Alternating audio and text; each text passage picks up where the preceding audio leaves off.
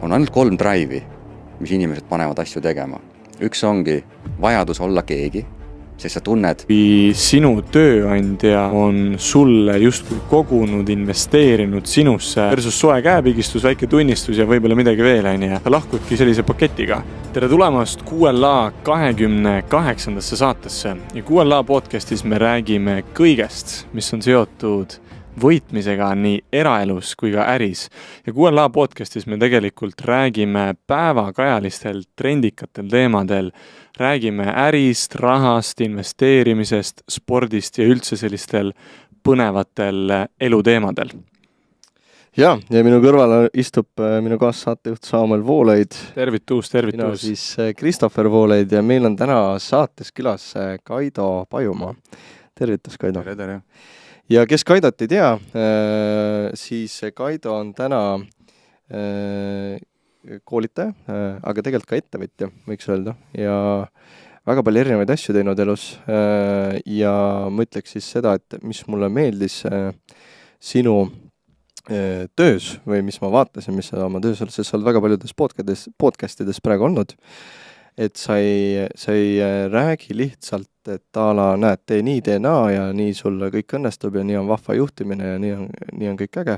Või sa lähed päriselt süvitsi sinna nii-öelda inglise keeles root issue'ni, nii-öelda selle juureni välja, muudad need väiksed harjumused, detailid ära ja siis see eksponentsiaalne kasv, mis sealt võib justkui välja tulla, siis see võib olla päris põnev. Ja mis mulle veel meeldib on see, et sa koolitad ja õpetad siis teadlikumat juhtimist ettevõtjatele üldiselt, aga samas ka inimestele üleüldse. Ja ma arvan, see on üks teema, mis meil on tegelikult päris palju vajaka jäänud Eestis ka ja mis järjest rohkem tuleb peale. Nii et aitäh, et sa teed seda, mida sa teed. Nii et väga lahe. Suurepärane algus, aitäh sulle head sõnade eest. Aga mu esimene küsimus oleks see, et päris palju on kajastatud seda, et kuidas sa kõige sellega algust tegid ja mis mõtted sul olid ja sa läksid ju finantsjuhtimist justkui õppima, tegid isaga kokkuleppe, et ma lähen õppima ja nii edasi ja vist olid Audentases koolis, kui ma ei eksi. Miks see juhtimine on sinule nii hingelähedane teema? Miks sa tahad just sellest rääkida? Tead, sellel ongi pikem ajalugu ja ma pean täitsa ütlema, et ega juhtimise kui nähtuse kohta mul ei ole otsest huvi. Ei olnud ega ka praegu, aga sa väga hästi ütlesid, et see root cause või need sügavamad põhjused, ma ise nimetan seda talupoja psühholoogiaks, sest et ega lõppkokkuvõttes juhtimine kui nähtus on ka ju suhete loomine. Ja nii nagu meil on suhted olulised isiklikus elus ja kui me tahame, et meil paari suhtes kõik toimiks, siis me peame vaatama, et et mis seal all on tegelikult. Kui me tahame, et lastega oleks suhted head, peame vaatama, mis seal sügavamal all on. Samamoodi ka, kui me võtame ühe tiimi, seal on, ma ei tea, mõnikord 5 inimest, seal on mõnikord 10 inimest, 15 inimest, mõnikord ka 50 inimest ühes tiimis, siis tegelikult see kõik baseerub ikkagi psühholoogial, suhetel ja nüüd üks inimene, kes on pandud vastutama selle grupi käekäigu ja tulemuste eest, teda me nimetame siis tinglikult juhiks. Aga tegelikult ka oma töös ma olen liikumas siis, seda nimetatakse nagu juhtimise 4. põlvkonnaks, ehk siis ise juhtivad meeskonnad, sest tänapäeval ikkagi indiviidid, eriti kui me räägime sellisest sektorist, kus rohkem tööd tehakse arvutite ja peaga, mitte nii-öelda seda produktiivset tööd, et inimesed on eneseteadlikud, nad tahavad ise midagi saavutada, neid ei pea karjatama, kontrollima ja seetõttu nüüd selleks juhi rolliks ongi luua tugevad suhted. Selleks, et tugevaid suhteid luua, sul on vaja kõigepealt mõista inimesi. Inimesed tulevad erineva backgroundiga, erinevate alates lapsepõlve traumadest kuni unistusteni välja. Ja sa pead looma sellise keskkonna, kus inimesed tegelikult tahavad käia ja nad tahavad endast parima anda.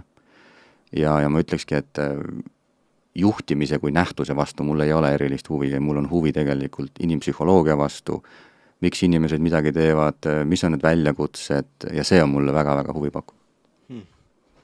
Okei.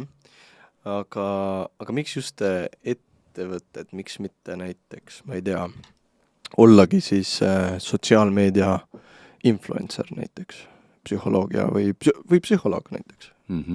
Miks just seda teed? Psühholoogia vastu mul kunagi väga tekkis huvi, kui ma läksin tegelikult majandust õppima ja ma ei saanud mitte midagi aru ja ma tundsin, et mul ei ole tegelikult mitte mingit huvi selle valdkonna vastu.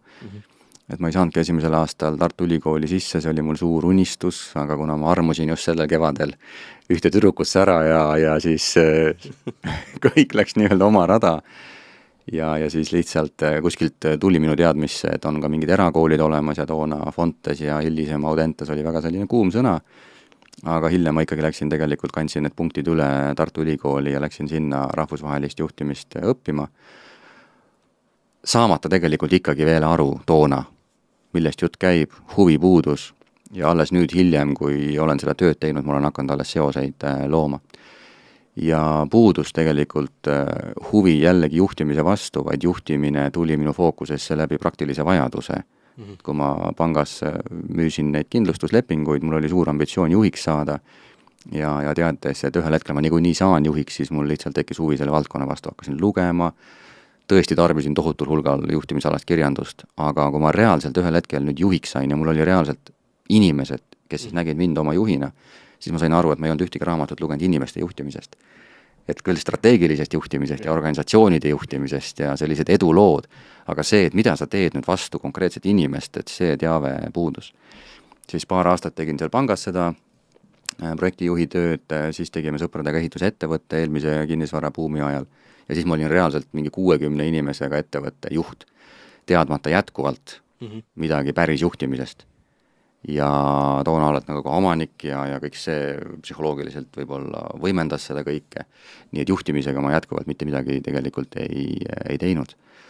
Ja siis jõuan Bondini ka, et kui see ettevõte siis kokku vajus 2008 toonase kriisi ajal, siis hakkasin tegelema just enesearenguga, ehk siis see psühholoogiline huvi tekkis, et mis oli tegelikult juhtunud, miks ma tegelikult hunnikusse jooksin oma äridega ja hakkasin blogi kirjutama. Ja blogilugejad hakkasid koolitusi küsima.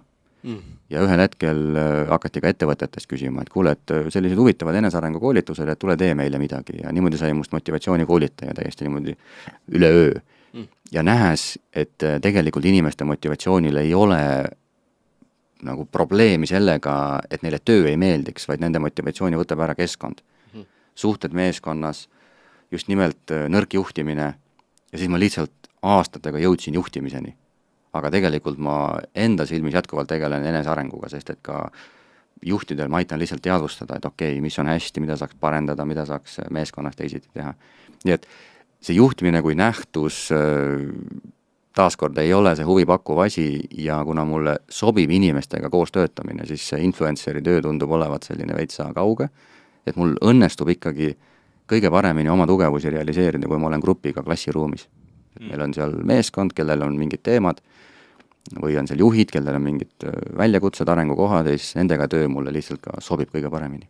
Mis sa, kui sa varem vaata, tegelesid ka väga paljude inimestega, aga teistmoodi. Ja täna siis koolitajana ja ka ikkagi puutud väga palju inimestega kokku, siis mis sa enda puhul oled just märganud, et sa oled nagu juhina nagu muutunud? Et kunagi sust kirjutati selline persooni lugu ka, kus sa mainisid väga hästi, et ennast peab nagu kõrvalt oskama näha. Et mis sa ise näed, et sa sellest ajast, kus sul kõik 2008 mainisid tupikusse just kui läks, et see muutus, et mis sa enda puhul nägid, et mida sa õppisid ja mida sa teistmoodi hakkasid tegema nagu inimesena? Ma arvan, et kõige suurem muutus üldse, ükskõik kas siis 20 aasta või viimase aastatega, et alandlikkus. Ehk kui ma hakkasin ka tegelema juhtidega, siis algul teatav selline üleoleku tunne oli tekkinud, et kuna ma nägin, kui palju on probleeme meeskondades ja ma hakkasin nägema neid seoseid, mis on juhtidel vajaka, siis mul tekkis teatav selline, mitte nagu üleoleku tunne, aga see, et las ma nüüd räägin teile, et kus teie probleemid on, kus teie vead on, unustades ise ära seda aega, kui ma juht olin, kui palju oli juhil tegelikult nii-öelda on the plate, nagu kui palju on tegelikult probleeme. Ja nüüd sa eeldad, et sa võtad inimese tööle, sa maksad talle, sa püüad leida õige inimese, nagu sa ütlesid, sa just tulite tööintervjuult ja püüate leida selle hea inimese. Ja nüüd ta tuleb tööle ja sa eeldad, et okei, et performi nüüd, näita, mille eest ma sulle maksan, miks ma su siia võtsin. Aga samal ajal tema ootab sinult või teilt siis mõlemalt näiteks juhtidena, selle ettevõtte juhtidena, et te tegeleksite tema arenguga, annaksite talle tagasisidet, ehk siis see suhte loomine on seal ülioluline ja ma nägin, et see komponent on puudu. Ja sealt siis tekkis teatav selline nagu, et et noh, miks ta ei tee seda, et siin on see programm, ma räägin teile, et kuidasmoodi asju teha. Aga mida rohkem aega edasi ja mida rohkem hakkasin nende päris elu olukordade ja raskustega kokku puutuma, siis ma tihtilugu klassi ees hoopis mõtlesin niimoodi, et oi fuck, hea, et ma ise ei pea seda tööd tegema. Siis ma nägin, kui raske see tegelikult on ja sealt tekkis see alandlikkus. Ja ma täna lähenen juhtimisele, juhtidele hoopis teise nurga alt, et ma pigem lähengi nendele oma kogemusi jagama, mida ma olen selle 10 aasta jooksul märganud, mis on mõnede juhtide puhul edu toonud, mis ei ole edu toonud ja ma püüan neid pigem inspireerida, mitte õpetada. Mõni võtab paremini vastu, mõni mitte, aga just inglise keeles see humbleness, et see on suurim muutus üldse, mis on, ma arvan, kõikide nende aastatega toimunud. Kas juht ja tema siis kolleegid, alluvad töötajad, kuidas iganes, noh, vanasti võib-olla öeldi, alluvad täna isegi võib-olla soovitaks öelda kolleeg on ju, et olla poliitiliselt korrektsem. Kas nad võivad sõbrad olla või pigem see peaks jääma ikkagi sinna professionaalse joone taha nagu asi? Kuidas sa oma kogemustest ütled? Kusjuures ma oma töös täitsa kasutan mõnikord seda sõna alluv ja ülemus, see on eesti keeles küll sellise negatiivse alatooniga, aga see sõna ju tähendab seda, et sa oled selles organisatsiooni hierarhias, et mõni on ülevalpool, mõni on allpool, et sellel ei ole seda psühholoogilist nagu dominantsi konteksti, kuigi ta kõlab jah, et keegi on allutatud mulle. Aga oota, küsi uuesti, mul teine pool läks meelest ära. Et kas nad võivad sõbrad olla? Selle kohta öeldakse niimoodi, et juht ei saa kunagi oma töötajaga sõber olla, sest et sõbrana sul tekivad sotsiaalsed kohustused. Sa ei saa sõbrale käru keerata, aga ka negatiivne tagasiside võib käru olla näiteks. Kelleltki millegi nõudmine võib olla taala, mis see jamad on nagu, mingite uuenduste sisseviimine näiteks tööprotsessides. Et on, mis jebid nüüd nagu, et see, ma ei tea, vähendab minu sissetulekut, et kui sa selle piiri ületad, sul on väga raske tegelikult olla selles kontekstis tõhus juht. Aga samal ajal öeldakse, et ei ole mingit piiri olla sõbralik. Inglise keeles siis nagu being a friend and being friendly on 2 väga erinevat asja. Sa võid olla sõbralik, avatud, aus, ehe, haavatav, see kõik on lubatud, aga kui sa ei taju seda sõbra piiri ära, siis on tõenäoliselt probleeme päris palju. Ma märkan ka seda, et ma sain aru, et sa vist tahad küsida midagi. Ei, ma just nagu sellega seoses mõtlesin nagu selle peale, et üks asi on veel sõbrad. Kui palju oled sa seda näinud, et siuksed nagu family business, et üks asi on see, et kas pere teeb mingi äri või siis, et ettevõttes mingid kas juhid või kõrgetel positsioonidel ongi kas mingid vennad, õed, et kui palju sa oled näinud, et kas see on siis nagu tihtipeale palju raskem, sest et see on nagu sa pead tulema sellest nagu perekonna situatsioonidest väga paljudel hetkedel välja, et see on nüüd nagu äri, et see ei puuduta üldse nagu et sa oled minu vend või sa oled minu õde, on ju. Et kui palju sa oled selle aja jooksul nagu seda üldse toimimas näinud või mitte toimimas näinud? Väga palju. Sest et mul on päris hea läbilõige ikkagi Eesti ettevõtlusmaastikus, mul on viimastel aastatel 100 koolitust aastas umbes. Ja tõesti alates ministeeriumitest kuni väikeste ettevõteteni välja. Ja kuna Eesti ettevõtted ikkagi tüüpiliselt on pigem ju väiksed, siis seal neid peresidemeid on väga-väga palju. Ja see on väga levinud ja see on suur probleem. Ja seda ei saa ka ületada, sellepärast, et see roll justkui võiks muutuda sel hetkel, kui me tööle lähme, aga psühholoogia jälle mängib siin oma tööd, et me võime küll näidelda, et väga tavaline on ju Eestis see, et mingid inimesed loovad ettevõttes, nad on omanikud seal 20 aastat, mingil hetkel tunnevad, et ei viitsi enam tegelda selle inimeste poolega, sest et mida suuremaks ettevõte kasvab, seda rohkem on vaja organisatsiooniga tegelda, mitte ainult äriga, aga organisatsioon, väärtused, kokkulepped, rollid, aga sageli sellistele ettevõtja tüüpi inimestele ei sobi see üldse, et nad on nii-öelda geeniused, nad mõtlevad asju välja ja see inimestega töö neile üldse ei meeldi. Siis mõtlevad, kuule, teeme sellise trikki, et oletame 2 venda näiteks, et ole edaspidi sina arendusjuht ja mina olen müügijuht ja võtame endale siia tegevjuhi ja las tema tegeleb selle organisatsiooniga. Ja samal ajal kõik teavad, et 2 venda, kes nimetavad ennast, ma ei tea, arendusjuhiks ja müügijuhiks, tegelikult on selle ettevõtte juhid ja omanikud ja nende vari on igal pool ja see tegevjuht on mingi käpik nuksin tegelikult, kes lihtsalt tegeleb ebamugava osaga selles juhtimises. Ja siis püütakse samal ajal jätta mulje kuskil koosolekutel, kus ma ka mõnikord osalen, ei, see on tegevjuhi otsus ikka, kui kõik teavad, et siin ei ole mitte mingit tegevjuhi otsust, et tegevjuhil tegelikult puudub päriselt pädevus, ta võib lihtsalt selle tagajärgedega tegelda ja peab neid inimesi rahustama. Nii et see on väga-väga suur probleem, see on üks mõõde. Teine mõõde on see, et sul on näiteks omanik juht, kes on täitsa hea juht, saab nii selle äripoolega kui ka organisatsiooni poolega hästi hakkama, aga siis tal on müügijuht näiteks, ma ei tea, lellepoeg, kes on ka 10 aastat seal töötanud ja kes ei viitsi tegelikult müüki teha ja siis on seal, ma ei tea, veel 5 müügimeest, kes nagu panevad tõesti igimulja otsa ees ja näevad, et a la keegi Andrus siin, kes on, ma ei tea, seal kellegi vennapoeg, põhimõtteliselt ei tee mitte midagi, siis käiakse koolitustel, tehakse nägu, et peaks midagi muutuma, kõik saavad aru, et peame muutuma küll, aga Andres peaks esimesena muutuma nagu, aga kõik teavad, Andres niikuinii ei muutu. Ja keegi ei ütle ka Andresele midagi, sest on ju selle tüüi jälle poeg nagu. Ja siis selline näitemäng käib kogu aeg. Ja seal ongi need psühholoogilised dimensioonid, millele tähelepanu ei juhita. Aga mina oma töös olen võtnud sellise suhteliselt otsekohese nagu käsitluse, soovimata kedagi seal rünnata, ma ikkagi adresseerin neid teemasid ja ma sellises olukorras ütlen. Konfrontid. Heas mõttes, ma ütlen selle päeva algul välja, et kuulge, et meil on siin nagu selline olukord, et me võib-olla ta sellest palju ei räägi, aga me ei saa täna üle ega ümber ka sellest Andrese teemast, et Andres on teil selle, ma ei tea, omaniku vennapoeg ja ma küsin mõnikord otsa, et kas teil on sellega probleeme. Ja küsin Andreselt ise, et kas sa tajud, et sul on näiteks sellega probleeme. Ehk siis läbi väikse huumori, sellise sõbraliku avatud lähenemise ma vean selle elevandi välja, siis me saame selle elevandiga midagi ette võtta. Sest et aastad tagasi, kui mul ju puudusid võtted ja oskused seda teha, siis sa päev otsa tegid koolitust, aga sa nägid, et see nii mitte kuhugi ei vii, sest keegi ei julge seda elevanti välja vedada sealt kapist. Sest ma mõtlengi, et sellistes olukordades mõnikord võib olla see, et sa tegelikult nagu tunnetad ja saad juba aru ja nüüd sa küsidki selle küsimuse välja, aga keegi ei julge nagu, ongi nagu midagi öelda, sest tegevjuht näiteks istub ka seal samas või see mingisugune positsioon.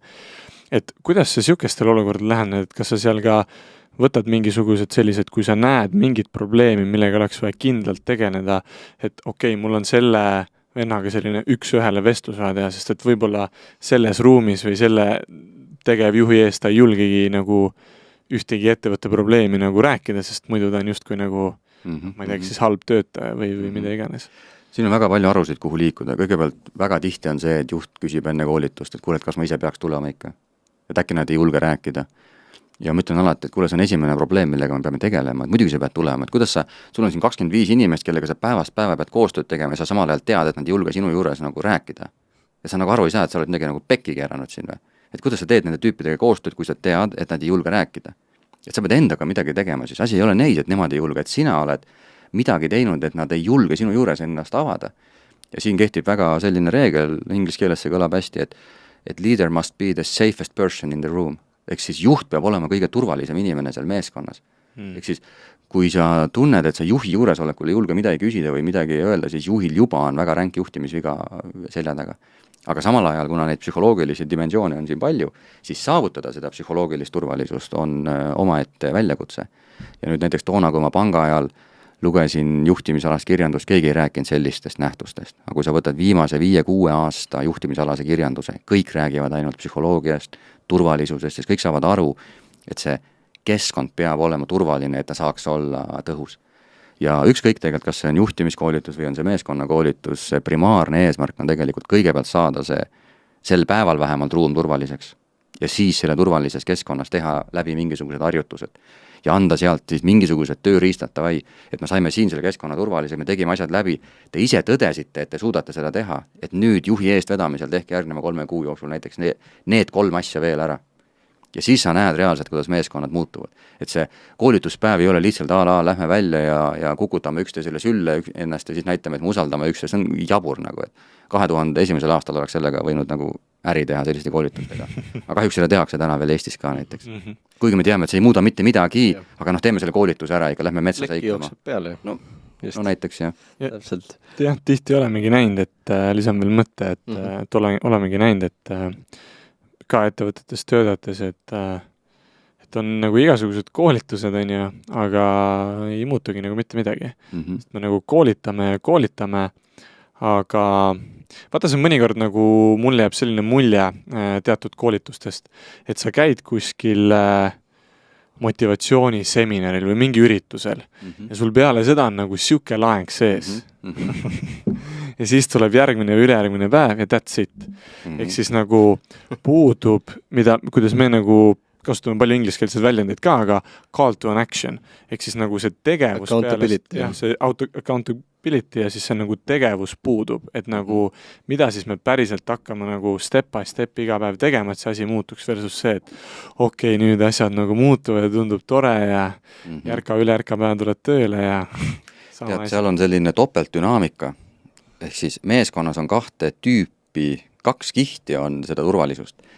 Üks kiht ongi see, et töötajad kardavad juhti, mis tähendab seda, et juht on oma käitumisega kas liiga autoritaarne, kuidagi liiga nagu nõudlik või lihtsalt nimetatakse pime juht, et ta tegelikult, tal puudub see eneseteadvustamise võime, see kolmanda isiku vaatevõime, et ta tegelikult ei näe oma varju külge. Ta omast arust on kõige ägedam tüüp maailmas, aga tegelikult kõik kardavad teda ja kõik mängivad temaga seda mängu kaasa. Ehk siis see on nagu üks dimensioon. Aga teine dimensioon on juhi enda argpükslikkus. Ehk siis selleks, et hoida mingit inimest vastutavana, sa pead olema piisavalt julge, et olla ehe ja haavatav ja minna selle inimesega näiteks rääkida, nähes, et tema käitumine või tema tulemused või tema hoiakud tegelikult ei toeta seda meeskonda.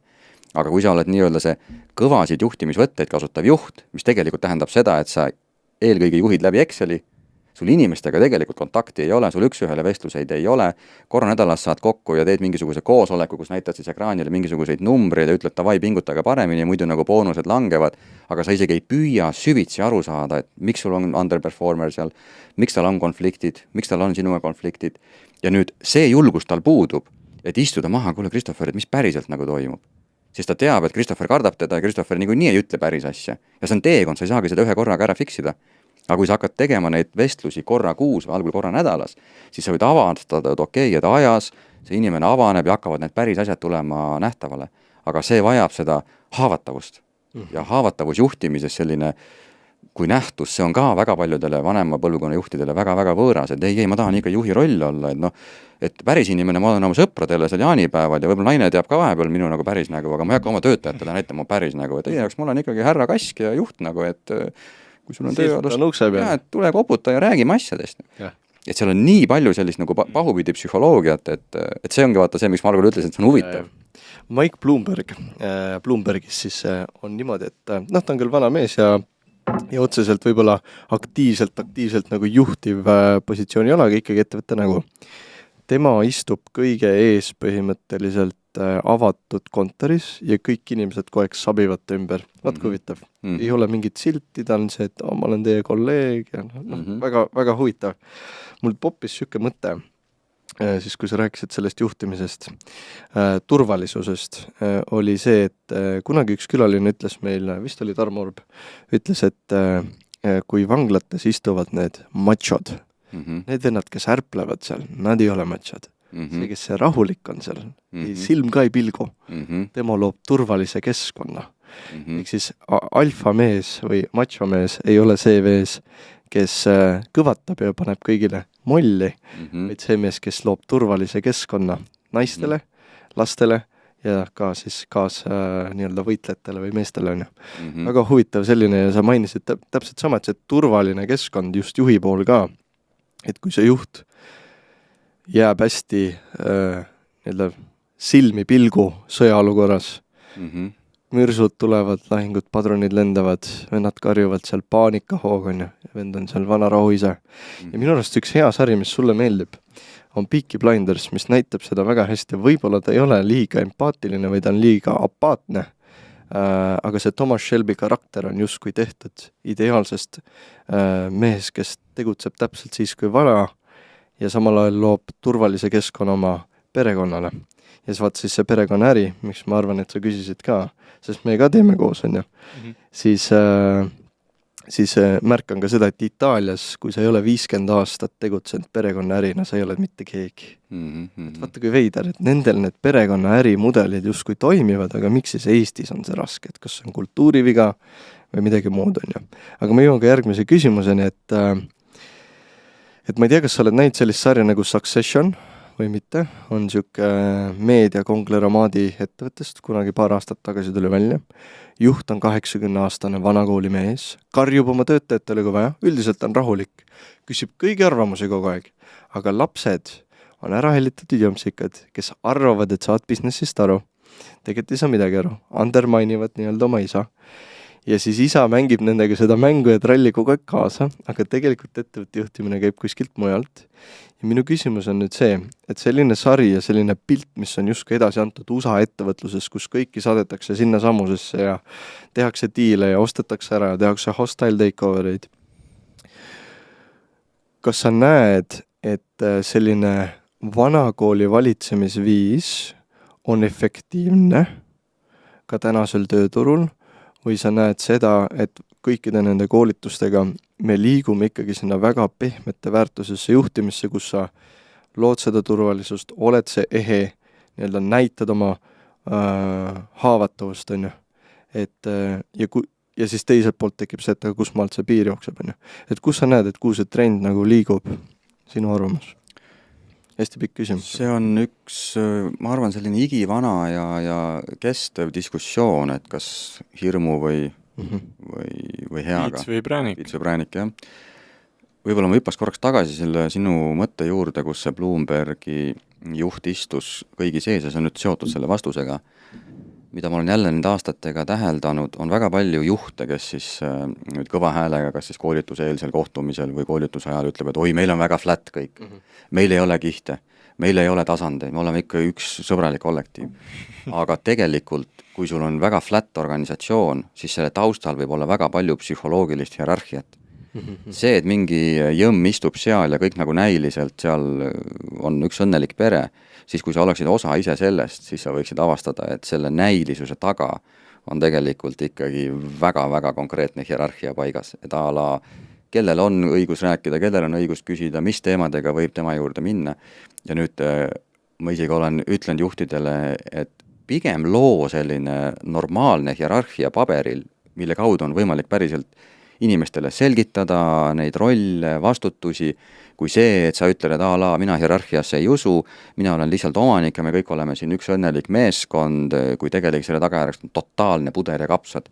Keegi ei saa enam aru, kust lähevad rollipiirid, kust lähevad vastutuse piirid ja see tekitab inimestes väga-väga palju frustratsiooni. Nüüd see, mis sa selle Urbi näite kohta ütlesid, siis tõepoolest ma kasutan ka oma töös sellist terminit nagu alfa. Ja alfa ongi siis grupi tegelik liider. Ja ideaalis peakski olema juht alfa, ehk siis see võim peab olema juhi käes, aga on väga-väga tavaline, kus juhi käes on ainult tiitel, aga tegelik võim on nüüd selle jõmmi käes, kes istub ka koolituse jooksul ühtegi sõna ei ütle, aga samal ajal kõik teavad, et tegelikult otsustab see mees pärast koolitust, kas me midagi siin teeme ka või ei tee. Sest et juht käib küll siin nagu teeb head nägu, hakkame tegema, aga kõik teavad, et tegelik võim on näiteks selle tüübi käes. Ja nüüd, kui see juht ei ole valmis konfronteeruma nendele alfadele ja võtma seda võimu heas mõttes enda kätte tagasi, siis ta ei saa ka selle ettevõtte või meeskonna strateegiat ellu viia. Sest jama on selles, et looduses alfa seisab karja käekäigu eest, ta tahab, et kari elus püsib. Aga töökoha alfa seisab oma mugavuse ja hea olu eest. Kui töökoha alfa seisaks juhi vajaduste ja organisatsiooni vajaduste ees, siis oleks kõik hästi. Aga tüüpiliselt need on sellised vanad olijad, mõjuisikud, kelle käes on mingit laadi info, mingit laadi ekspertiis ja nemad tegelikult suunavad seda kõike selles suunas, mis neil on jätkuvalt kasulik ja mugav. Ja nüüd siis ongi see vastus su küsimusele, et hea või halvaga. Tõenäoliselt, kui sa lähed nagu sellele alfale kommi pakkuma, see ei tööta. Et kuule, et võib-olla kui sa talle palka juurde pakud, siis ta nii palju, kui talle sobib, võib-olla muudab oma käitumist. Ja vaata, see on see koht, kus on juhi just see accountability oskus väga-väga oluline.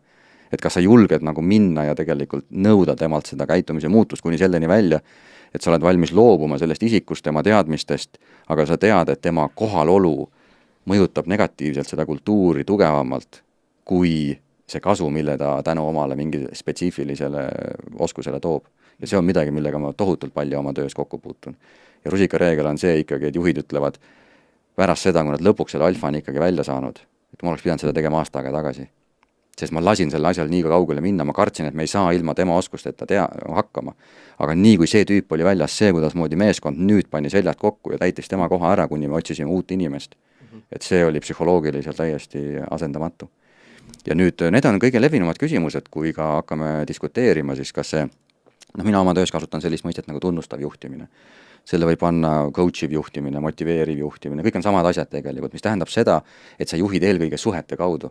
Et sa ei juhi lihtsalt oma tiitli kaudu, istud kuskil kabinetis, kirjeldad protsesse ja saadad oma tiimil täitke ära, siis saate palka, et kui hästi täidada, saate võib-olla boonust ka, vaid tegelikult sa lood inimestega seda suhet, sa saad aru, miks nad on siia tulnud, mis on nende tegelikult motivaatorid, mida nad tahavad saavutada ja kas see töökoht sinu kui juhi vaatest võimaldab tegelikult neile oma unistusi ellu viia.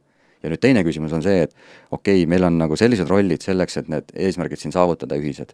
Kas need inimesed, kes meil on täna, kas nad sobivad kõige paremini sellesse rolli? Kas neil on selleks oskused olemas, kas neil on hoiakud olemas, kas neil on väärtused paigas? Ja nüüd see on see osa, mis tuleb välja tegelikult sellest dialoogist ja sellest suhte arendamisest. Ja siin ongi vastus, et see, et sa oled nõudlik, see absoluutselt ei vastandu sellele, et sa oled inimestega tugevas kontaktis, sa veendud ja tagad, et sul õiged inimesed on õigete kohtade peal. Et siin ongi see tasakaalu leidmine, et sa mitte ei tee seda läbi hirmu ja läbi karistamise, vaid sa teedki läbi dialoogi, läbi usaldusliku suhte, kuni selleni välja, et ühel hetkel koos tõdete, et kuule, et meil on sellised rollid, et see nagu ei sobi siia rolli võib-olla kõige paremini. Et siin ei ole midagi isiklikku. Ja seepärast ma ka mainisin selle 4. põlvkonna juhtimist ehk holakraatiline juhtimine, kus juhilt võetakse ära see nõme kohustus olla see professionaalne otsustaja, kes otsustab kogu aeg, et see on õige, see on vale, need väärtused sobivad, need väärtused ei sobi, et come on, meil on siin võib-olla 20 väga mõistlikku ja intelligentset inimest ja miks peab üks inimene olema see, kes otsustab kõiki asju, vaid holakraatias taandataksegi see vastutus, jagatakse ära grupi liikmete vahel. Ja seal toimub näiteks vallandamine niimoodi, et sul on grupp inimesi koos ja seal on teada ju, mis rolli inimesed täidavad ja nad ringis otsustavad, et oleks ma teadnud, et näiteks, mina olen teie meeskonna liige, täidan täna mingit rolli, et te tunnete oma seal QLA-s, et ma ei saa oma rolliga päris hästi hakkama. Nüüd grupp saab kokku, küsib, et okei, oleks ma teadnud, et Kaido saab selles rollis niimoodi hakkama, kas ma oleks Kaidot üldse soovitanud alguses või? Ja kui 51% tiimist ütleb, et tõenäoliselt ma ei oleks vist Kaidot soovitanud, siis antakse Kaidole valida, et kas sa korrigeerid, et sa oled jätkuvalt nagu kõva asset meile, et sa võid olla siin, aga sellisel juhul sa pead võib-olla korrigeerima oma käitumist või hoiakuid, või me muudame rolli, kuhu sina oma tugevustega paremini sobib, või roteerume su teise organisatsiooni. Et võib-olla sa sobid selle tüübina, kus sa täna oled, mõnda teise rolli teises organisatsioonis. Ja selleks ei ole vaja sellist nagu suurte munadega juhti, kes julgeb nagu rusikaga laua peale lüüa, vaid et see on jälle inimlik dialoog, et meil on eesmärgid, meil on rollid, meil on isikud, kes neid rolle täidavad, räägime nendest asjadest. Nii et pikk vastus su küsimusele on, et tõenäoliselt, kuna inimesed muutuvad üha eneseteadlikumaks, inimesed tahavad tööst rõõmu tunda, eriti kui me räägime Y ja Z põlvkonna inimestest, kes ei käi lihtsalt tööl sellepärast, et palka teenida, vaid nende jaoks töö ise on väga-väga oluline osa nende elust ja nad ei tööta väga tõhusalt, kui nad töötavad hirmuvalitsuse all. Eks seal põhjus on ju väga ilmselge ka, et enamus päevast tihtipeale sa veedad tööl. Muidugi. Ja kui see on sul selline hostile või ebamugav keskkond, siis ebaturvaline näiteks. Siis sa nagu tõmbadki kokku ja nii on. Ja selles pinges sa ei saagi oma parimat välja tuua. Just. Seal tekibki see stress, oled pideva stressi all, pideva hirmu all, kas muga ollakse rahul, kas ma saan hakkama, küsida ei julge, ma ei ole asjadega rahul, ma ei julge küsida ka ja lõpuks sa teedki ära nagu hädavajaliku, et oma palk välja teenida ja organisatsioonid lõpuks kannatavad tegelikult. Väga huvitav on see, et sa mainisid seda, et kui on nagu situatsioon, kus on nagu juht, tal on mingisugune tiitel, aga siis on nagu mingisugune jõmm, kes võib-olla tegelikult väga palju selle otsustab või mõjutab väga palju kõike, selle olukorra muudab kindlasti keerulisemaks, kui see jõmm ongi väga oluline sellele ettevõttele, sest et ta on nagu väga kõva asset, aga nüüd, mis veel siis saab, kui see juht, ta ei ole võib-olla seal mis iganes juhatuse liige või omanik, aga ta on kas mingisugune müügijuht või keskastmejuht või mis iganes, aga nüüd väga keegi töötajatest teda ei respekteeri, et nad teavad, et tal on see silt, aga kõik on nagu siuksed, et on sinust nagu üle. Siis on nagu see on järgmise tasandi. Olen seda ka nagu näinud pealt, kus nagu keegi tegelikult ei respekteeri, aga respekteerivad, et okei, sul on sildi peal see nimi, aga kõik kuidagi nagu võib-olla sinu suhtes on üleolevad ja suuresti seal tulenebki ka sellest inimesest ise, et ta ei oska võib-olla ennast kehtestada ja suhelda sellisel tasemel, et ma olen ka näinud väga palju, kus mingi inimene on mingil positsioonil, aga ta tüüp on lihtsalt selline, et tast nagu sõidetakse üle, sellepärast, et seal ongi see rolli selgus, ehk siis antud olukorras see inimtüüp, ta võib olla super hea näiteks müügimees ja ta saigi juhiks sellepärast, et tal oli kõige suurem portfell, mitte sellepärast, et tal oleks tohutult suured tugevad liidriomadused olnud. Aga kuna oli uut juhti vaja, näiteks vana müügijuht läks ära ja personalijuht vaatas, et okei, et nüüd see Margus on, ma ei tea, 15 aastat töötanud, tunneb igat detaili sellest nagu vahust, mis siin on, teab, kuidas müüa, paneme tema juhiks. Aga kuigi kõik teavad, et tema ainuke tugevus ongi nagu vahu koostis ja täpne teadmine ja siis ta istubki juhina, ise on õnnetu, töötajad on õnnetud, tema juht on õnnetu, sellepärast et see meeskond enam ei toimi, sest et meeskonnal tegelikult ei ole juhti. Ja nüüd siis tõusebki esile mingisugune alfa, heal juhul ta muutub middlemaniks selliseks, et kes siis toetab seda juhti, kes võtab selle rolli, et okei, juht on vahumees, las ta olla edasi vahumees, et ma veitsa nagu juhin seda värki siin, siis koos temaga toetan teda. Aga halvem olukord on see, kui Margus on vahumees ja siis esile kerkiv alfa hakkab tegelikult oma asja seal ajama. Et hakkab suunama seda meeskonda sinna, mis on tal mugav. Ja siis on kriis ja siis on juba järgmise tasandi juhi, ütleme siis väike selline otsustamise koht, et kuidas seda asja lahendada. Ma puutun need asjadega iga päev kokku, nii et väga põnevad teemad on, et hästi küsite. Fun. Mul vahepeal läks küsimus meelest ära, aga mis mul pähe tuli. Aga nüüd tuli meelde. 21 Laws of Leadership, John Maxwell. Pannud suure programmi kokku aastate jooksul, värvanud meeletult inimesi sinna, et need kõik turustaks seda siis ideed edasi. 21 seadust, mis ma arvan ise, olles seda raamatut läbi töötanud, kui mitte 10, siis vähemalt 5 korda. Ja oleme ka 6 aastat seda läbi töötanud, on ju. Mis sa näed, mis on kõige suurem pudelikael? Ma ei tea, kas sa oled kursis nende seadus, ilmselt oled. Kusjuures ei ole. Okay. Sest ma ütlen ausalt, et kõik minu programmid on elust enesest tekkinud. Oli vajadus, ma otsisin lahenduse, ma ei ole väga üldse kursis nende erinevate tippkoolitajate programmidega, aga nad on kahtlemata väga head, ma usun. Ta oli vist isegi pastor oli USA kirikus ja see hea näide sellest alfast, et kus tal oli üks story või lugu, et üks vanem härra seal 70-80, kõik kuulasid teda ja tema siis see noor pastor sealt, keegi ei pane tähele. Siis pidi sõbraks saama, agreement, et meil on ühine missioon, ta konfrontis, meil on ühine missioon, meil on vaja siia inimesi juurde saada ja nii edasi, lõpuks siis see asi nagu kasvas. Et päris huvitav, et selle alfamehega siis jõuda agreementisse või nagu samale lehele on ju. Aga seal on üks siuke seadus nagu Law of Lead, ehk siis see Kaane seadus. Olen sellest kunagi isegi newsletteris kirjutanud. Esimene seadus, seal on neid veel, Lead by Example ja Law of ma ei tea, Influence ja nii edasi. Law of Lead on siis see, et kui juht jõuab mingile tasemele, näiteks 20 aastat äri teinud, kõik võimalikune asjad ära näinud, inimesi värvanud siin ja seal, loonud ärisuhteid ja üks hetk hakkab siis kasumi väljavõtmine. Tavaliselt see seal 10-20 aasta kandis nii-öelda kulmineerub. Jäädakse seisma. Siis ärilises mõttes. Võib-olla mitte personaalses elus, et ma teen neid muid asju, ma käin võib-olla kalal, ma õpin neid asju, ma õpin näiteks tantsimist juurde, et mul on see vabadus teha seda ja tantsida ja möllata ja olla. Aga ettevõtte seisukohast, ettevõtte areng jääb seisma, siis kus kohas sinu arvates ja sinu kogemuse põhjal peaks tulema uus juht üle võtma selle äri? Või siis äri justkui edasi andma, see juht on ju. Võib-olla mitte juhtimise poole, päriseltki osaluse ära müüma või eksitimas. Tõenäoliselt siin saab vaadata seda läbi, ma ütlesin, ma väga palju teooriaid ei tea, aga üks teooria, mida ma tean, on selline nagu situational leadership. Ja ma ei tea süvitsi seda, aga seal väga huvitavalt, kuna ma ise käsitlen oma töös palju just juhtidega töös sellist nähtust nagu spetsialisti lõks.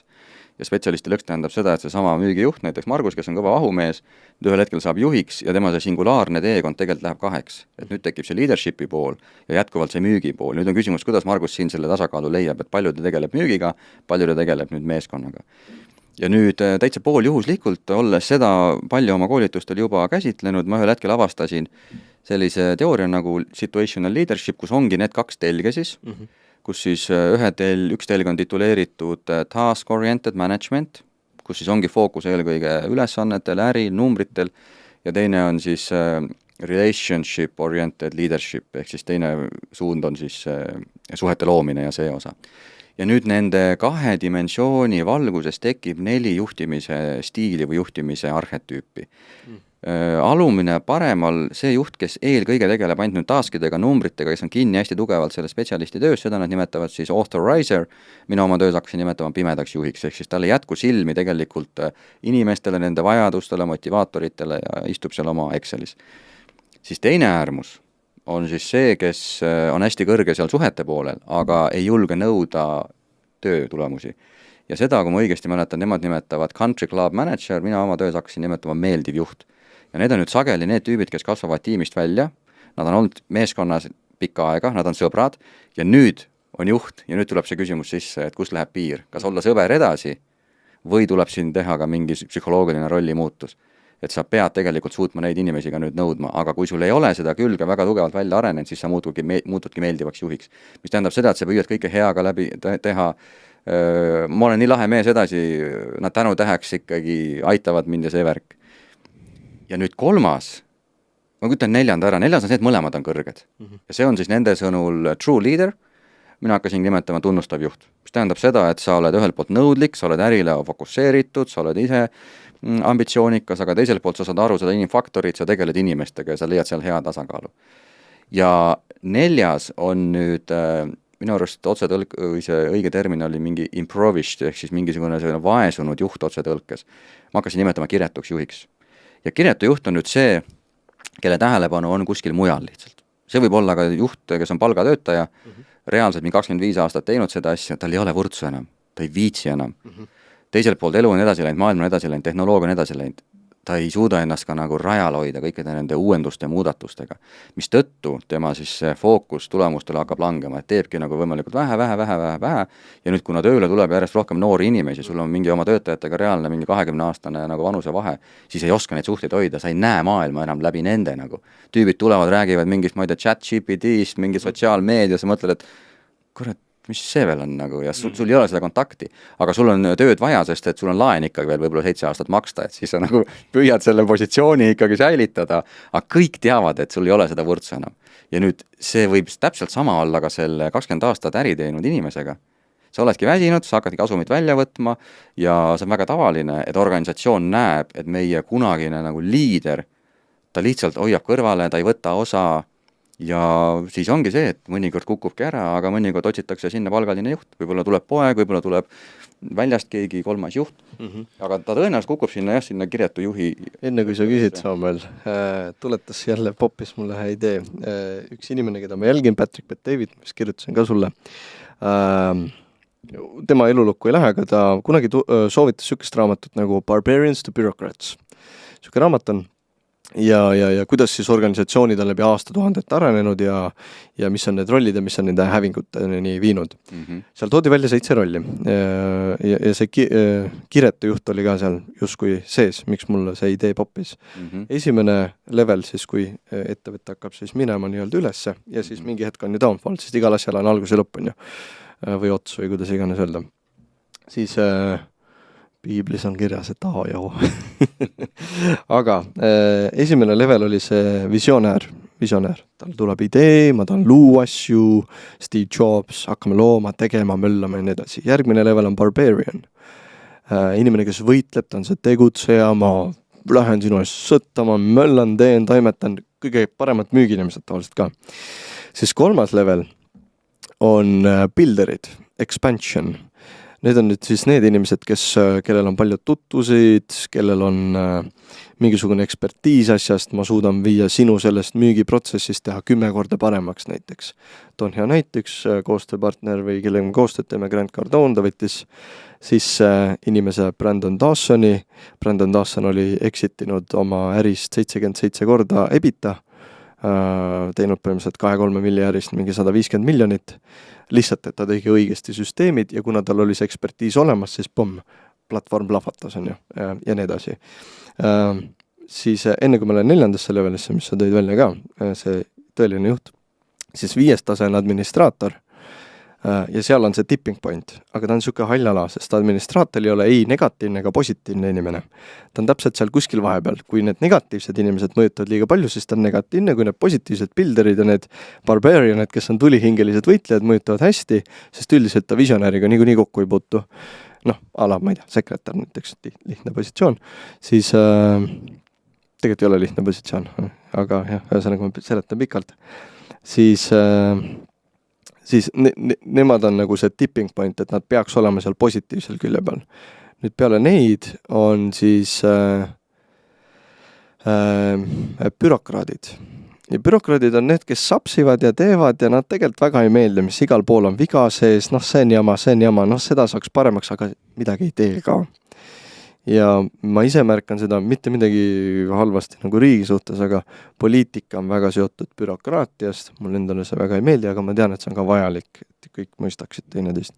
Aga see bürokraatiline protsess, Roomas juhtus sama, kõik muutusid bürokraatideks, polnud enam visiooni, riik kukub 200 aastaga kokku. Ja viimane level on see aristokraat, see vaene juht. Ma ei taha midagi teha ja kui ta on veel juht ka, ma võtan kasumit välja, mul suht savi, mis sellest saab ja tihti perekonnaärides kas peale 3., 4. või 5. põlvkonda see asi nagu juhtub, on ju. Imetlen mõnda pere Itaaliast, ma ei hakka nimesid mainima, kes on aastatuhandeid püsinud. Väga kindrad reeglid on. Aga see viimane level on 4. synergist või sünergia looja. Ja ma arvan, et Apple'i juht täna Tim Cook on väga hea selles, kus ta võtab vana mehe nii-öelda Steve Jobsi visiooni, viib uued asjad kokku, võtab administraatorid, aristokraatidest saab kohe lahti ja võtab need pilderid sinna ja ta loob seda sünergiat kogu aeg juurde ja juurde ja juurde ja juurde. Ja nüüd selle jutu peale ma jõuan siis pointini ka, sinu küsimusele, mis ma tahan sulle esitada, on see, kuidas tunda ära inimest, kes on päriselt see sünergia looja, kes loob seda expansionit, justkui diplomaat, aga ei ole ka. Et milliseid omadusi sina oma koolitustel, treeningutel, coaching utel, läbi aastate meeskondade juhtimisel oled näinud, et mis on see nagu algomadus, mis neil peab kindlasti olema? Ma arvan, et kui ma oskaks sulle nüüd üheselt seda vastata ja panna neist kirja, siis võiks seda väga hea hinnaga müüa edasi kõikidele organisatsioonidele. Et seda ühest vastust mul ei ole, aga ma julgen öelda, et umbes ma just praegu kiirelt mõtlesin, et 10-1 ei ole see suhe, 21, ma arvan, et iga 30 grupi kohta 1, ehk siis võib-olla teisiti öelduna selline 2-3 gruppi aastas on sellised, kus sa päeva jooksul mitu korda mõtled, et kui ma peaksin kunagi kuhugi tööle minema, et see oleks vist üks meeskond, kuhu tahaks küll minna. Ja ma oma töös valdavalt ikkagi puutun kokku keskastme juhtidega, et viimastel aastatel on palju ka tippjuhtkondi. Aga tippjuhtkond on alati veitsa teine dünaamika, aga nüüd see Tim Cooki näide ja need suurte organisatsioonide juhtide näited, et ma oma töös ka väga palju ei puutu nende juhtidega kokku, sest ma tunnen, et mul ei olegi tegelikult neile midagi pakkuda ka väga, et sa oled, ma ei tea, suure Eesti ettevõtte juht, tüüpiliselt sa oled ikkagi väga haritud, väga intelligentne, väga suure kogemuste pagasiga, ja nüüd sa juhid järgmise tasandi mingit C-level manager'e või neid osakonna juhte, kes on tegelikult sisemiselt väga drivitud, motiveeritud ja mina oma töös, mul ei ole, ma tunnen, et sellele tippjuhile väga palju pakkuda, aga see küsimus eelkõige käibki selle juhi kohta, et kuidas moodi sina tippjuhina, koostöös loomulikult HR-i funktsiooniga, kuidas nüüd filtreerida välja need võib-olla bürokraadid, aristokraadid ja leida neid sünergia loojaid. Mõnel see õnnestub paremini ja mõnel see ei õnnestu paremini, aga ma isiklikult arvan jällegi, et mida rohkem ka tippjuht on kontaktis oma järgmise taseme juhtidega, teeb neid üks-ühele vestluseid ja mitte ei muuda neid ainult tööalasteks koosolekuteks, kus on individuaalsed koosolekud, aga sa püüad päriselt jõuda sellele inimesele ligi, et siis sa suudad tõenäoliselt ära ennetada ka selle, kui sul on vale inimene vales rollis, sa oskad teda toetada, coach ida, et temast see sünergia välja saada. Sest selle 10 aasta jooksul ma ei ole näinud nende tuhandete juhtide puhul ühtegi pahatahtlikku juhti näiteks, kes teadlikult ja tahtlikult töötaks oma organisatsioonile vastu või keeraks käru oma töötajatele, et kõigil on see soov olemas, see drive on olemas. Aga nüüd selle järgmise tasandi juhi või see HR juhi funktsioon on tegelikult aidata see sünergia kuidagi välja tuua. Aga selleks ei ole paremat viisi, kui nagu meie siin. Kui me 3 oleme, siis see vestlus on ühesugune. Kui me oleksime 2, näiteks ma räägin töösuhtest, siis see vestlus juba oleks näiteks teistsugune. Ja mõnikord tullakse küsima, et tead, mulle neid nagu üks-ühele vestlused nii ei meeldi, aga me teeme neid 2-1 vestlused, mina olen 1 ja siis on 2 töötajat. Ja ma küsin, et see on väga hea juba, see on palju parem kui 1 vastu 20, et teil on koosolek. Aga oled sa kindel, et need 2 inimest päriselt lõpuni avanevad, kui teine inimene juures on või? Et proovi mõned korrad, vaata, kas see vestlus muutub teistsuguseks, kui te päriselt üks-ühele kokku saate. Ja muidugi muutub. Ja kui sa jõuad selle inimeseni päriselt, et siis sa, ükskõik mis rollist on, sa suudad selle sünergia sealt kätte saada. Kahekesi oled nagu alati julgem ka. et olen ju enda puhul ka tähele pannud, et kui sa üksinda kuskil lähed, siis sa käitud ja reageerid olukordadele hoopis teistmoodi. Võib-olla sa oled teise oma sõbraga koos seal julgem ja vanema vennaga või? Mis iganes on et ma kujutan ka, et kui see on nagu selline üks-ühele vestlused, et oledki täitsa sina, nagu mõnikord selline nagu justkui paljas. Et noh, nüüd ma küsingi su käest, et mis sa võib-olla sellest arvad ja kuidas sa tunned ja versus see, et mul on teine vend kõrval ja ütlen igast asju. Kõige hullem on see, kui te kahekesi teete näiteks oma töötajatele mingisuguseid vestlusi, et siin käis jutt pigem sellest, et juht versus 2 töötajat mõtleb, et noh, tabab 2 kärbest ühe hoobiga. Aga nagu eriti retsi olukord on see, et sul on 2 juhti ja siis võtad ühe tüübi sinna töötajana, kui siis kahekesi pommitate, et see on ikka väga ebaturvaline keskkond. See on see huvitav. Aga puudutades sinu nagu justkui, kui ma tulen korraks sellest juhtimisest eemale ja sinu nii-öelda personaalset elu poolt, et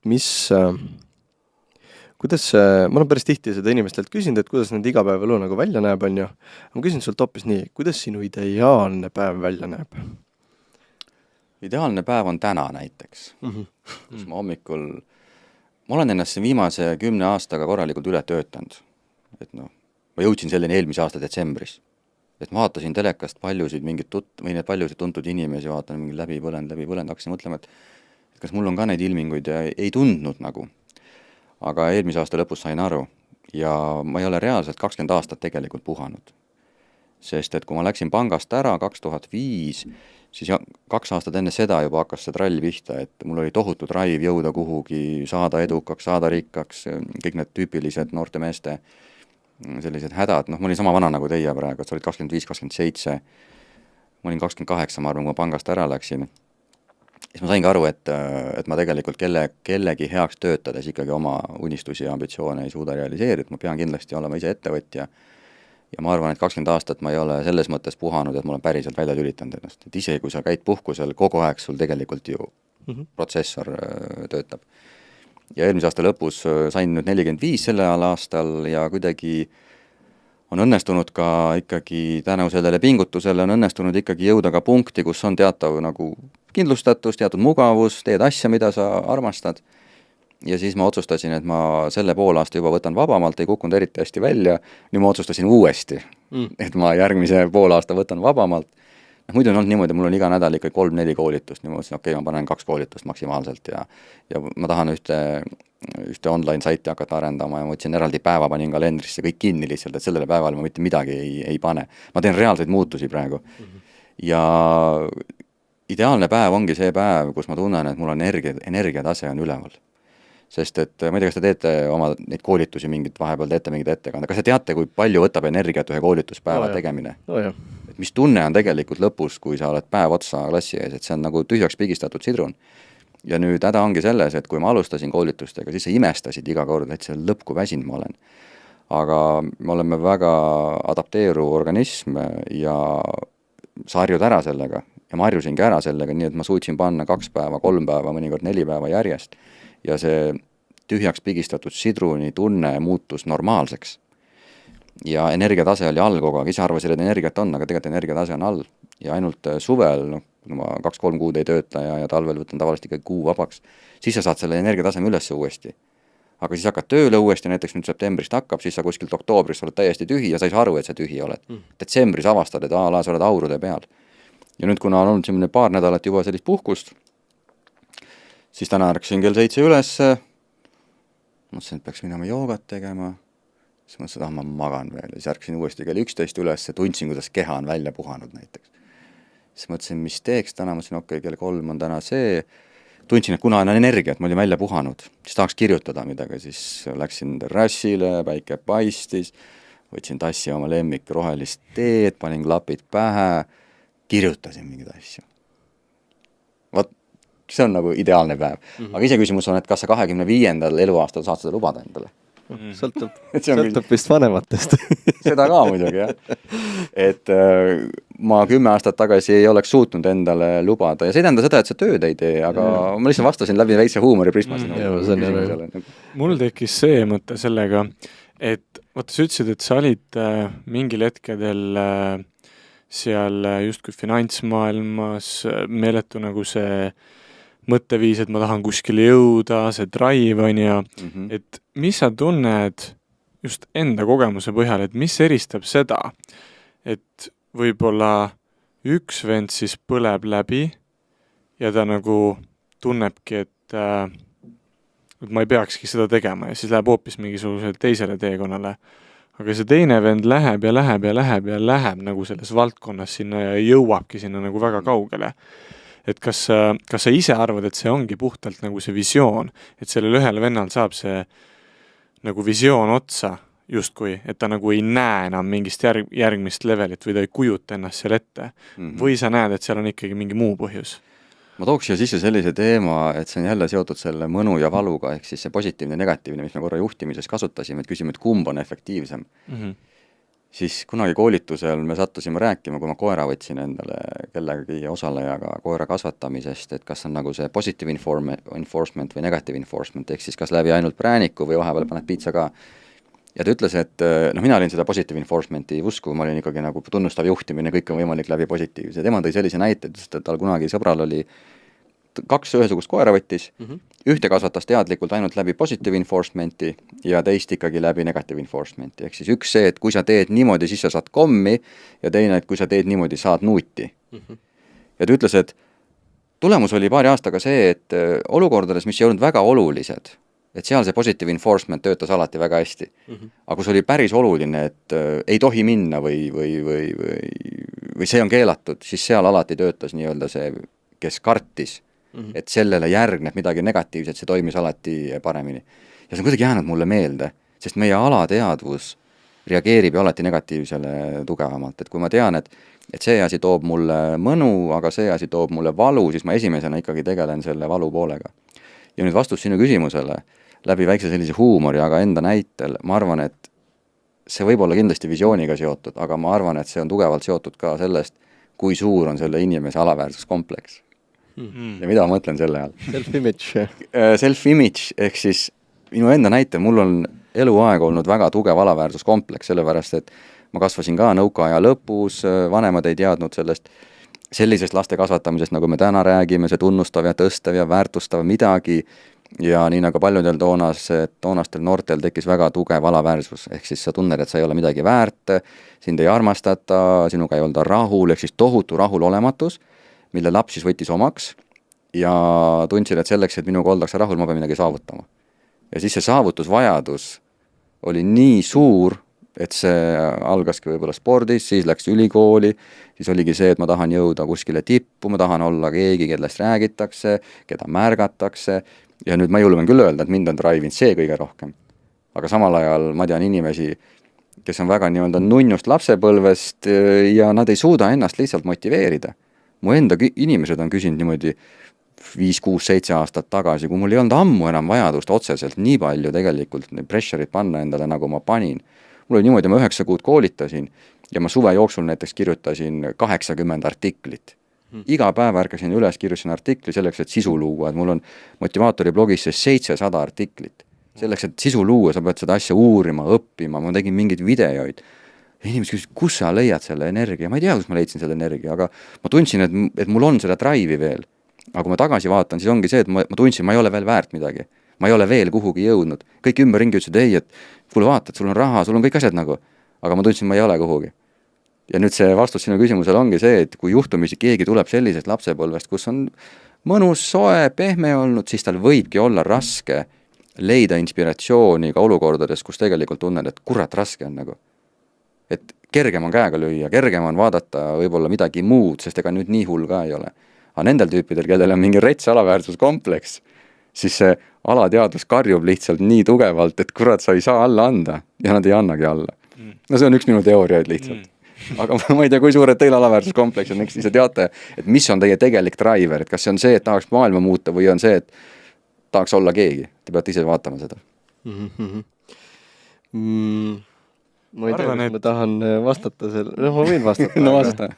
Aga jah, ma olen endal nagu märganud erinevatel perioodidel erinevaid nagu tahkusi, et mingil hetkel on see, et jah, ma tahan, et mind pannakse tähele, mul oleks armastus, tähelepanu, minu arust isegi väga, see on üks primaarne vajadus inimeselt, kui ta tähelepanu ei saa, kui väike beebi tähelepanu ei saada, sureb ära. Nii lihtne ongi ja ma arvan, inimestel on sama. Täiskasvanutel inimestel siis ma mõtlen.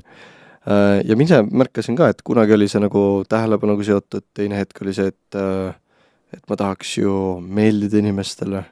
Kolmas hetk oli see, et mõtlesid, et ma tegelikult ei taha inimestele meeldida, ma tahan, et nad teaksid, et ma olen efektiivne, et neil on see teadmine, kes ta on, vaata see staatus on meestel.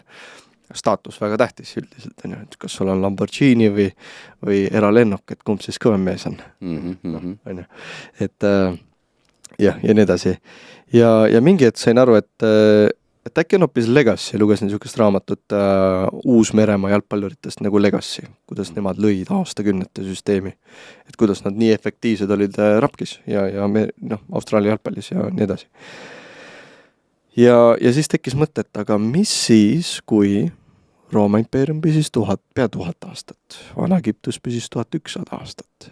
Jaapanis üks vanimaid ettevõtteid on 1500 aastat. Kui mina suudaksin luua ettevõtte, mis püsib 2000 aastat, päris võimas oleks. Aga see on see poweri tunnetus, et kas ma tahan võimu või ma tahan midagi luua, mis püsiks kaua õigetel väärtustel, sest kui ei oleks õigeid väärtuseid, järelikult see impact efekt on ikkagi see, et ma saan positiivselt kuidagi mõjutada inimesi. Ja siis ma valisin lihtsalt selle fieldi, kus ta on ja miks me teeme neid podcast'e ka, mitte ainult silmapaaride pärast, et tähelepanu, kõik näevad vahva inimeste story'd, vaid kuhu see maailm on liikunud, et see vana maailm, just kui see raha ja tööjõud ja nii edasi, liigub sinna väga suuresse TikToki, ma ei tea, silmapaaride maailmasse, et kes suudab kõige paremini attentionit catchida. See ju tegelikult täna võidab YouTube, megaplatvorm, Google ostis ära ja nii edasi. Et sealt kuidagi see efekt nagu tekkis, et kui suur capacity mul on. Ja siis üks inimene küsib mult, miks sa oled nii, inglis keeles küsis, üks USA ärimees küsis, miks sa oled nii ekstreemnist või ekstreemne? Kus kohas see tuleb? Kobe Bryant, Michael Jordan ja nii edasi. Et see ei ole ju sündinud kaasa sellega, ma ütlesin, ei kindlasti mitte. Et kus kohas see tekib? Ja siis ma jäin nagu mõtlesin, aga äkki peabki praegu nii olema. Ma arvan, et see ongi väga hea punkt, kui sa praegu jõudsid, et igal inimesel on ka teatav nagu arengukõver. Just. Ja kui noored inimesed kui neil ei oleks seda drive'i, siis ju maailm võiks seisma jääda. Ja nüüd iga inimene tuleb oma unikaalsete tugevuste, oskuste, võimetega ja ma arvan, et kui inimene leiab selle oma asja, millest ta hea on ja ta realiseerib selle siis äriks, võib-olla see eelmine generatsioon või mitu generatsiooni on olnudki see, et eneserealiseerimine eelkõige käib mingi süsteemi heaks töötamine. Täna kogu maailm on detsentraliseerumas. Raha on detsentraliseerumas, ettevõtted on detsentraliseerumas, kogu see holakraatia on detsentraliseerumas, töötajad tahavad detsentraliseeruda, igaüks tahab olla nagu oma ette individuaalne ja nüüd sa realiseeridki ennast läbi väike ettevõtluse, nagu mina läbi mikroettevõtte ja nüüd sa peadki seda tegema. Me räägime praegu 20-aastasest vanusevahest, et kui keegi oleks mulle rääkinud 25-aastaselt või 7-aastaselt seda juttu, mida ma siin räägin, siis ma oleks mõtlenudki, et sa oled vana juba, sa ei saa millestki aru esiteks, aga teiselt poolt mind nagu veitsa on pannud kummastama ka väga rikaste inimeste kommentaarid podcastides ja intervjuudes, kus keegi ütleb, et ühel hetkel ma sain aru, et raha ei ole enam oluline näiteks.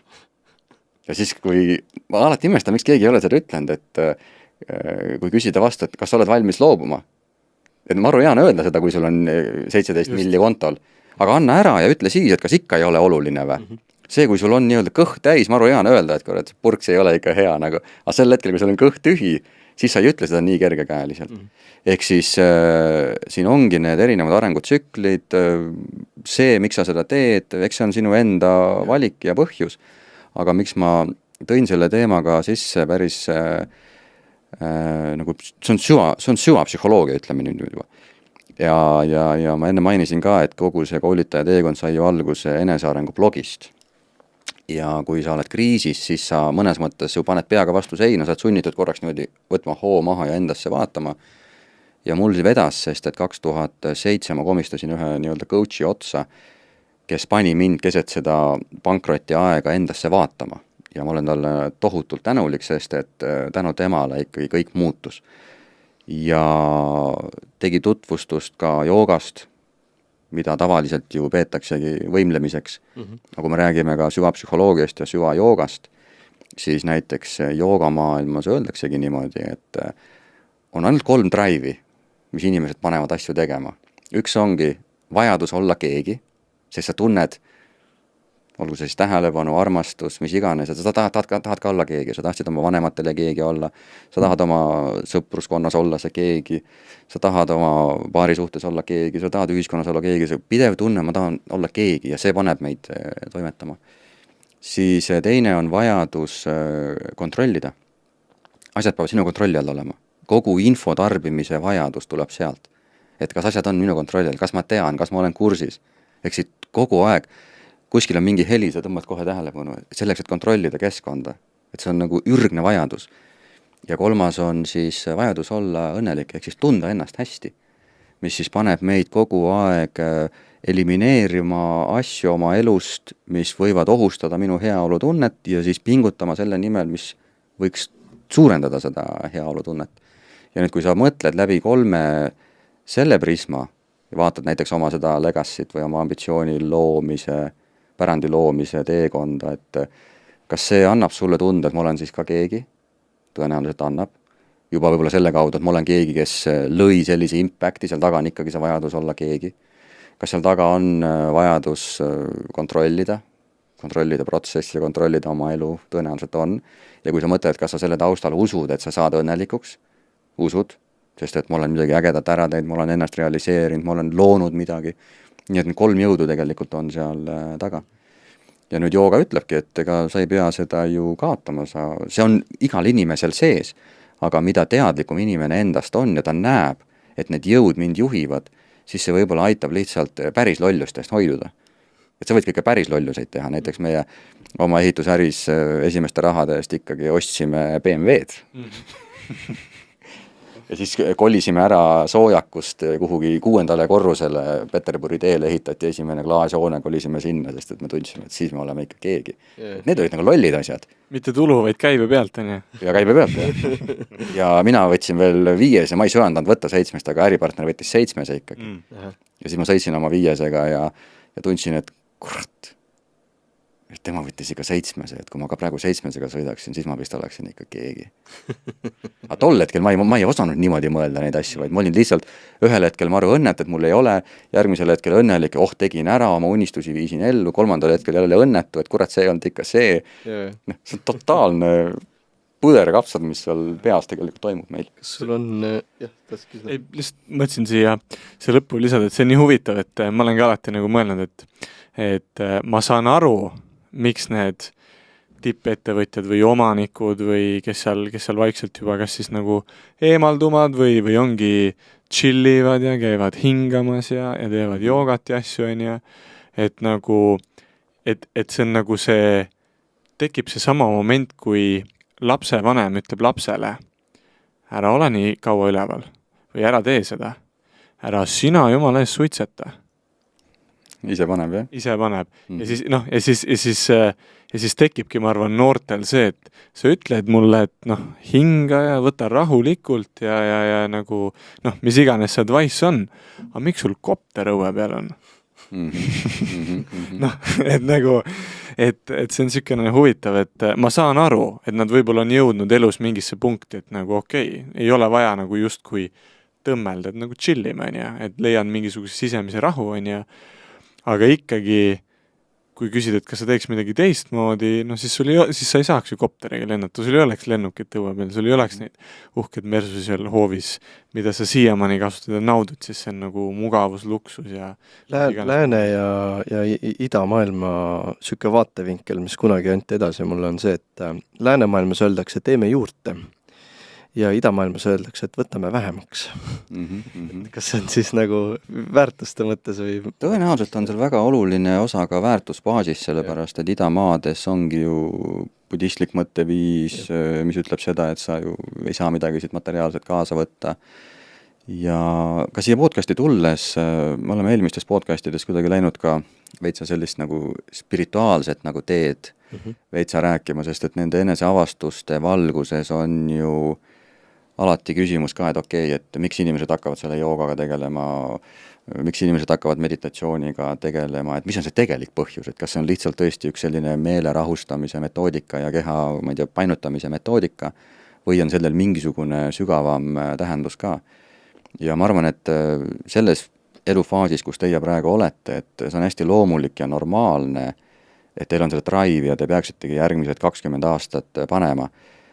Ja ma oskaks teile ainult soovitada seda, et õppige oma tegelikke olemasolevaid ressursse tundma, sest et ressursid ei ole ainult endast väljaspool. Ressursid ei ole ainult teie läpakad, teie autod, teie töötajad, vaid teie peamised ressursid on peidus teie enda sees, aga sellest ei ole meie haridussüsteemist ühtegi sõna, kuidas juhtida oma sisemisi ressursse, kuidas juhtida oma mõttemaailma korrastada, kuidas juhtida oma emotsioone, kuidas moodi toime tulla oma uskumustega ja nendest läbi minna. See on see, mis tegelikult loob teile vundamendi selleks 20 aastaks. Ja kui te ühel hetkel 20 aasta pärast tulete 40-ndates, siis tõenäoliselt hästi loomulikul viisil te hakkate mõtlema selle üle, et kurat, mis selle point tegelikult nagu on, et okei, äkki sa ehitasid oma legacy, aga võib-olla mitte, aga siis sa 45 mõtled, et okei, läks nagu läks, et mul on veel umbes 30-40 aastat elada, et mis on tegelik point nagu, et kas tõesti tegelik point on see, et sa sünnid, käid koolis, saavutad midagi rohkem või vähem, saad lapsed, siis saad vanaks, siis kasvatad lapselapsi ja siis sured ära või? Et mul nagu hobusega on sama lugu, et kas ma olen tõesti nagu hobune või? Ta on alal mingi tööhobune ja siis on mingisugune sporthobune ja püüab võimalikult, ma ei tea, paljudele märadele ära panna, et siis tuleks nagu lapsi, et mis see point nagu on? Ja siis sa hakkad mõtlema, et okei, kas sellest on kirjutatud ja siis sa hakkad avastama mingisuguseid filosoofiaid, võib-olla isegi religioon, hakkad vaatama, et äkki selle kõigele mingi sügavam mõte ja joogatee on üks sellest maailmast.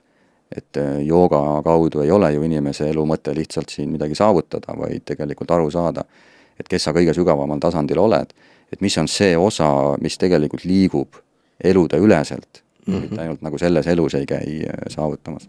Aga ma arvan, et võib-olla see ei ole selle podcasti teema, et jääme nende sisemiste ressursside avastamise juurde, mida võib-olla ka teie auditoorium kasutada oskab. Ma arvan, et me jääme siis veel tunniks ajaks rääkima ja sealt saab sügavat välja võtta, et me ise tegelikult ju praktiseerime ka, et küll me oleme teinud sügavat hingamist, olen teinud joogaseid, trenni meeldib teha ja nii edasi ja kõik see toob ikkagi, jah, see põhiküsimus, mis sa ütlesid, et what's the meaning of all this on ju, et miks ma siis eksisteerin, miks ma siis teen neid asju ja miks. Start with why, Simon Sinek. Ja, aga jah, ei, ma olen 100% nõus, et mingil ajahetkel inimesel tekib jah, see küsimus, et aga saavutasin kõik ära, mis andis saavutada. 800 miljardit on ka veel kontol. Olen 90 ja on kõike majandusest. Jah. What's the meaning of all this? Ja mu endal olen jõudnud 2 teoorial. Üks on justkui see enesearengu viis, et be the best you can be. Period, that's it, inglise keeles, et ole oma parim sina, mis üldse see annab olla, on ju, maksimum potentsiaal. Aga teine on nagu bioloogiline efekt, et paljune. Ja, et kus me siis lõpuks tagasi jõuame, see on minu arvamus, aga ma arvan, et bioloogiliselt on see paljunemine seal, et me anname oma seda geeni ja seda teadmist, knowledge'it kõik edasi, et mis ma siis õppisin, annan edasi ja läbi story'de, läbi nende lugude aastatuhandeid ju Amazonases samamoodi. Inimesed mäletavad tuhandeid lugusid peast. Ei ole midagi üles kirjutada. Vaat kui haige on mälu. Et see on nagu huvitav. Aga kui hakata kokku võtma seda, siis meil on üks lemmikküsimus ka. Enne kui Saamal sa seda küsid, siis ma mõtlesin, ma küsin, et sul on tulemas siis, ma vaatan korra uuesti üle, mis selle nimi oli, sul on tulemas septembris siis üks seminar. See ongi see tunnustava juhtimise koolitus. Ja. Just, ja ma mõtlesin, et kes võiks sinna tulla ja miks? See tõesti sobib väga-väga hästi, ma ütleks, kõikide tasemete juhtidele, rohkem kindlasti esma- ja kesktasemele, aga sinna väga tihti satuvad ikkagi ka kas siis ettevõtete juhid, mõnikord ka suurte ettevõtete tippjuhid. aga kõige paremini ikkagi ta töötab tõesti sellise kesktaseme juhil, nende samade tasakaalupunktide leidmise jaoks, millest me ennem rääkisime, et see management versus leadership. Ja nagu ma ka enne mainisin, siis ta ei toetu ühelgi konkreetsel teoorial, et võtame selle Maxwelli või mingi teooria, ma selle peale kohandan. Ta reaalselt saigi alguse sellest, et ma tegin neid meeskonnakoolitusi, motivatsioonikoolitusi ja kas siis koolitusele eelnenud küsitlusest või seal vestluste käigus tulid välja mingit laadi kitsaskohad, mida siis töötajad adresseerisid ja ma lihtsalt töötasin selle jaoks või mõtlesin välja mingi tööriista, et okei, mida saaks juht praktikas teha selleks, et näiteks selle asjaga tegeleda oma meeskonnas. Ja see koolituspäev ongi laias laastus jagatud 2, et ta räägib esimeses pooles lahti kogu selle inimeste keskse või sellise coachiva juhtimise mõtteviisi, et eesmärk ei ole endale sõpru luua või inimestele üks õnnelik töökoht luua, vaid eesmärk on tegelikult tõesti luua selline töökeskkond, kus inimesed tunnevad, et nad tahavad pingutada, nad tahavad käia, nad tahavad seda juhti toetada. Ja teine päevapool on siis, mis on need konkreetsed tööriistad. Nii et ta on ülipositiivseid tagasisidet saanud, ülipraktiline, ka teie ise näiteks, kui te ikkagi hakkate, teil on praegu juba töötajaid muidu. Lähme kohale siis. Jah, te olete ise ka väga teretulnud, et kui teil on kas või 1 või 2 inimest, et siis mõtteviisi kujundamiseks väga head näiteks tööriistad. Nii et töötab hästi. Nii et kuulajad ja vaatajad ka, kes on siis ettevõtja või soovib kunagi ettevõtja olla või mis iganes, siis jah, lugesin sisu läbi, tagasisidet lugesin ka läbi, üldiselt praktiline, aus, siiras, mingit fugaasi, fluffi, roosat mannat väga ei ole. Eestlastele ikka meeldib siuke otsekohane aus. Natukene mannaputtu peaks nagu olema, aga see on nagu mõnus. Aga ei, selles suhtes, et ülivahva ja ma usun, et miks ei peaks ka Kuuella meeskond näitama oma nägu sellel koolitusel. Why not? Nii et jah, see nagu fun, aga ja mina küsiks viimase küsimuse, meile alati meeldib küsida, sellepärast et küll meil käivad siin sportlased, küll on käinud ka erinevad koolitajad, erinevatest inimestest väga erinevate taustadega. Ja kuna meile võitmisest meeldib rääkida ja see tähendab väga paljude inimeste jaoks see sõna, see tähendus erinevat moodi, siis mis mõte sul tekib või mida tähendab võitmine sinu jaoks? Üks asi, mis mulle üldse ei meeldi, aga mis on meie tänases ühiskonnas absoluutne norm, on konkurents. Sport baseerub konkurentsil. See tähendab alati, et keegi võidab, keegi kaotab. Äri tähendab konkurentsi, keegi võidab, keegi kaotab. Ja öeldakse, võib öelda, et kogu loodus on üles ehitatud ju, sest tugevam jääb ellu ja see on jah, džungli seadus. Ja seetõttu sõnaga võit alati minu jaoks seostubki siis kellegi võitmine, kellelegi ära tegemine. Võib-olla ma elan idealistlikus maailmakäsitluses, aga ma usun, et on olemas ja on võimalik ka teistsugune tsivilisatsiooni ja ühiskonna korraldus, kus ei ole võitjaid ja kaotajaid, vaid on rohkem seda win-win'i. Mul puudub endal arusaamine, kuidas sinna jõuda, mu intuitsioon ütleb seda, et on olemas ka teistsuguseid maailmakorraldusi, et see ei pea ainult olema kapitalistlik ja konkurentsil põhinev. Minu enda jaoks võit tähendab pigem iseenda ületamist, iseendaga paremat hakkama saamist, et ma tunnen, et ma olen nagu päriselt võitnud, kui ma avastan, et mingi minu harjumus, mingi olukord, kus ma muidu reageerisin ühtemoodi, võib-olla sellega tegin kellelegi isegi haiget, et ma olen sellest näiteks võitu saanud, siis ma täna ütlen, et see on minu jaoks kõige suurem võit. Et kui ma ka ennem neid sisemisi ressursse mainisin, siis need 20 aastat, mis teid ees ootavad ja võib-olla ka need kuulajad, kes on nooremapoolsed teid rohkem, siis niikuinii kõigil ei lähe see asi sujuvalt. Niikuinii tekib takistusi. Aga nüüd selle kõrval, et vaadata, et mis mulle nii-öelda ette jäi siin minu teekonnal, tasub mõnikord ka keerata tähelepanu sisse ja vaadata enda sees, et mis mul siin jäi ise endale jalgu. Lihtsalt näited. Sul on ambitsiooni, sul on usku, mis tähendab seda, et sinu uskumuste süsteem toetab saavutamist.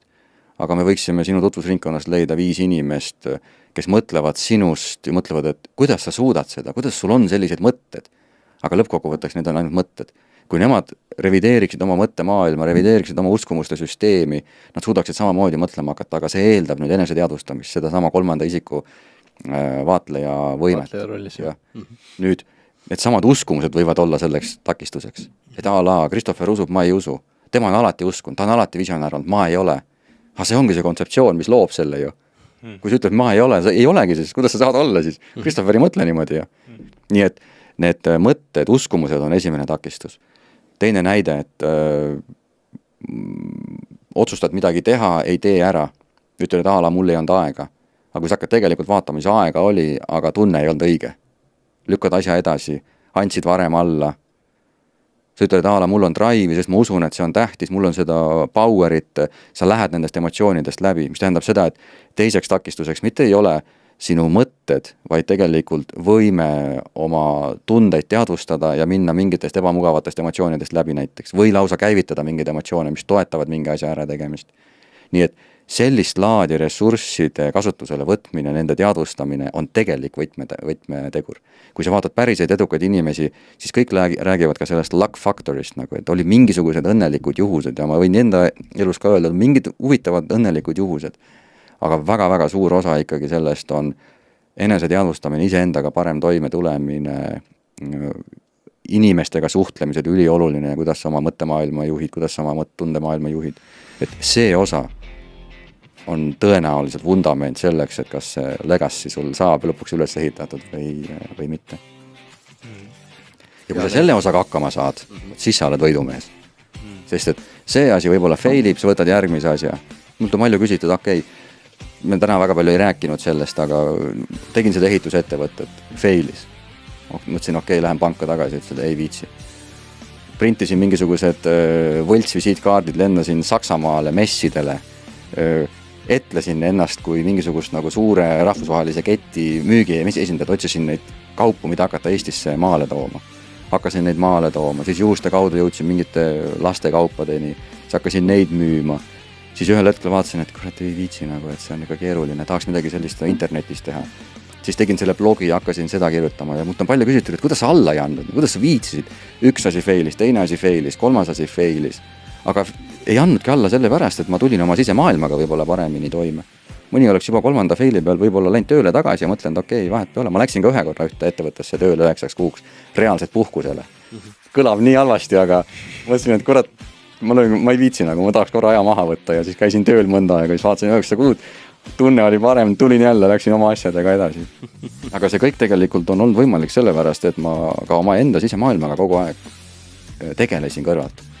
Nii et kui võidust rääkida, siis iseendaga selles kontekstis heasse kontakti saamine ja iseenda sisemiste takistuste ületamine on kõige suurem võit. Ma arvan, see on päris hea mõte, millega lõpetada. Ma arvan küll. Ja kui kuulajatele ja vaatajatele ka meeldis või nägi väärtus siis nii-öelda Kaido mõtetes ja tundis, et tundsin ka ennast ära seal või samastusin mingite mõtetega, siis vaata motivaator.ee, saad natukene lähemalt lugeda, mida Kaido teeb. Võib-olla kui sa juba oled kursis ja tead, soovitab mõnele sõbrale edasi. Kindlasti like'i, subscribe'i videot ja subscribe'i telli siis QL Insurance'i kanal ja ma ei tea. Mina tänan kuulamast. Mina ka. Aitäh kutsumast, aitäh vaatamast.